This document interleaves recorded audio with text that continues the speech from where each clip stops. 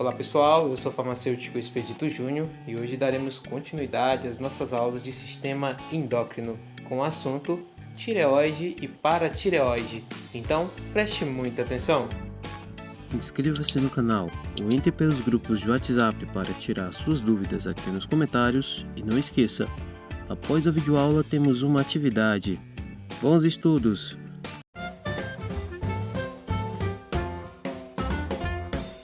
Vamos começar primeiro a falar a respeito da glândula tireoide. A tireoide é uma glândula endócrina que está localizada abaixo da laringe. Se a gente observar aqui a região da laringe, a gente consegue identificar a cartilagem tireoide ou cartilagem tireoidea da laringe. Essa cartilagem é muito conhecida aí como pomo de Adão, mas as mulheres também têm a cartilagem tireoide da laringe. A única diferença é que nos homens ela acaba se desenvolvendo um pouco mais. Abaixo da cartilagem tireoide a gente consegue ver uma outra cartilagem também, chamada de cartilagem cricoidea. E logo abaixo da cartilagem cricoidea, a gente tem aí a glândula tireoide, que tem um formato aí parecido com uma borboleta ou uma gravata borboleta pelo lugar onde ela fica. A glândula tireoide, então, fica aí logo abaixo da cartilagem cricoidea. Na verdade, uma parte da tireoide ela fica até por cima aí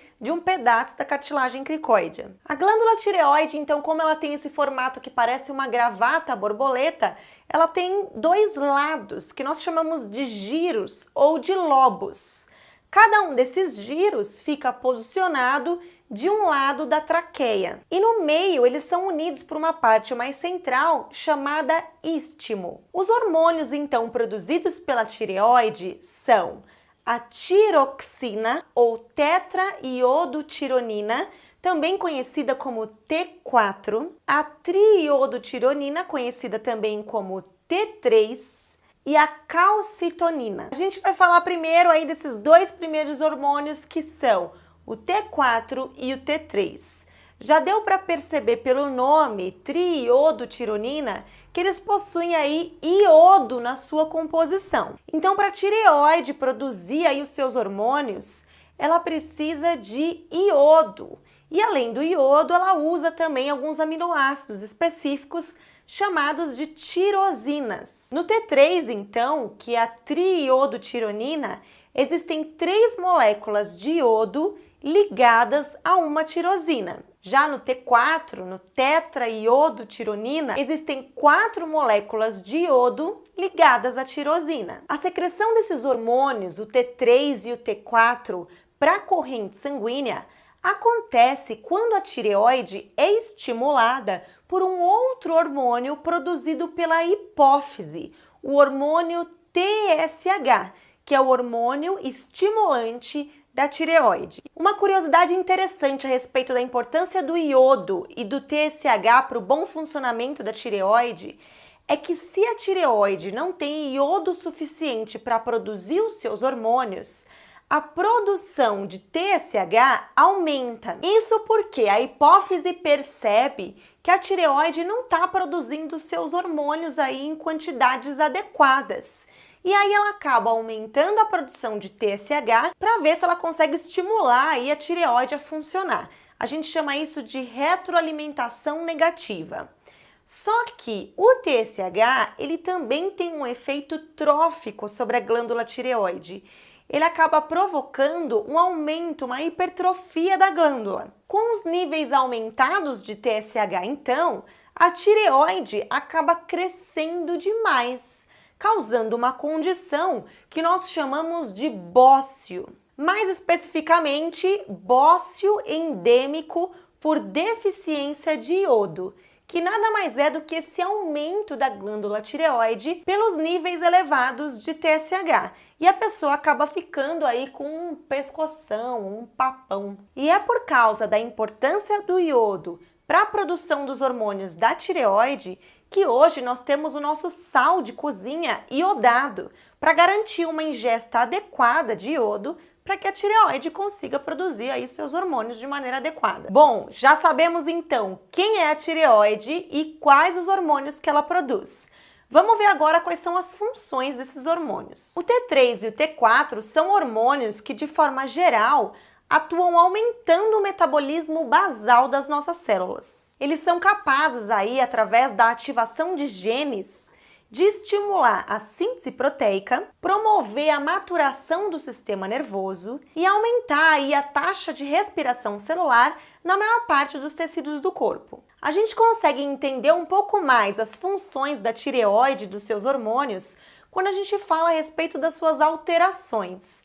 E as principais alterações que a gente encontra na tireoide são o hipotireoidismo, que é quando ela funciona de menos, e o hipertireoidismo, que é quando ela funciona demais. De maneira resumida, no hipotireoidismo, a produção dos hormônios tireoidianos ela é insuficiente. Quando uma pessoa produz pouca quantidade de hormônios da tireoide, isso acaba diminuindo a taxa metabólica basal, podendo levar ao ganho de peso, além da pessoa também poder sentir fadiga, letargia, maior sensação de frio, formação de edema na face e em extremidades, dentre aí alguns outros sintomas. Já o hipertireoidismo acontece quando a tireoide produz os seus hormônios aí em quantidades muito elevadas. Isso leva ao aumento da taxa metabólica basal e a pessoa pode ter perda de peso, irritabilidade,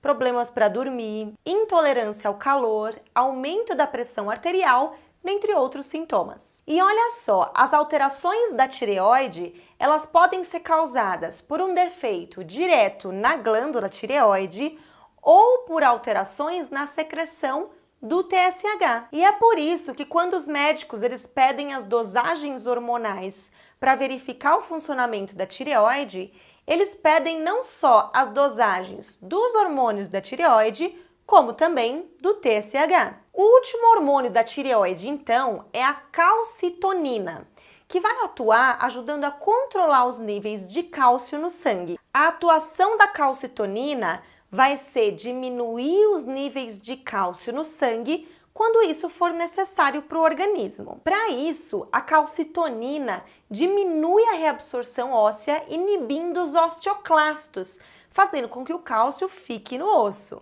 E ela também atua sobre os rins, diminuindo a reabsorção de cálcio pelos rins, fazendo com que ele seja mais eliminado através da urina. A calcitonina vai atuar aí em equilíbrio com um outro hormônio produzido por uma outra glândula que está associada à tireoide, que é a glândula ou as glândulas paratireoides. As paratireoides são glândulas endócrinas bem pequenininhas que ficam fixadas, grudadas na face posterior da tireoide. Geralmente existem 4 paratireoides, mas a quantidade pode variar de pessoa para pessoa. O único hormônio produzido pelas paratireoides é o paratormônio, um hormônio importantíssimo também para o controle dos níveis de cálcio aí no sangue, junto com a calcitonina. Só que o paratormônio ele vai ter efeitos opostos aos efeitos da calcitonina e eles vão atuar então se equilibrando. Como a calcitonina atua diminuindo os níveis de cálcio no sangue, a ação do paratormônio vai ser aumentar os níveis de cálcio no sangue. Para isso, o paratormônio também vai atuar nos ossos e nos rins. Nos ossos, ele vai estimular a degradação da hidroxiapatita e a liberação de cálcio do osso para o sangue. Nos rins, ele estimula a reabsorção de cálcio, fazendo com que o cálcio fique mais no sangue e seja menos eliminado através da urina. Revisando então, a tireoide é uma glândula endócrina localizada logo abaixo da laringe. Ela possui 2 lobos laterais unidos por uma parte central chamada istmo. Os hormônios produzidos pela tireoide são o T3, o T4 e a calcitonina. Para produzir o T3 e o T4, a tireoide precisa de iodo e de tirosina. Esses hormônios vão ser secretados na corrente sanguínea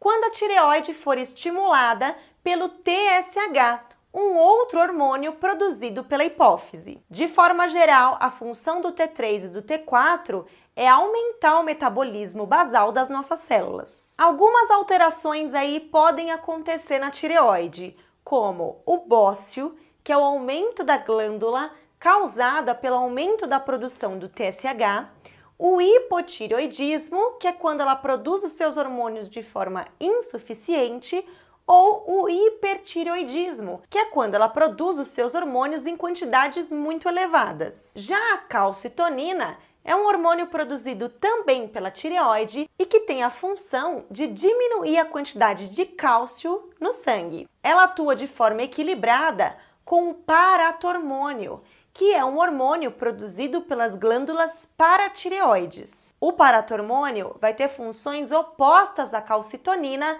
aumentando a quantidade de cálcio no sangue. Eu espero que vocês tenham entendido e até a próxima aula!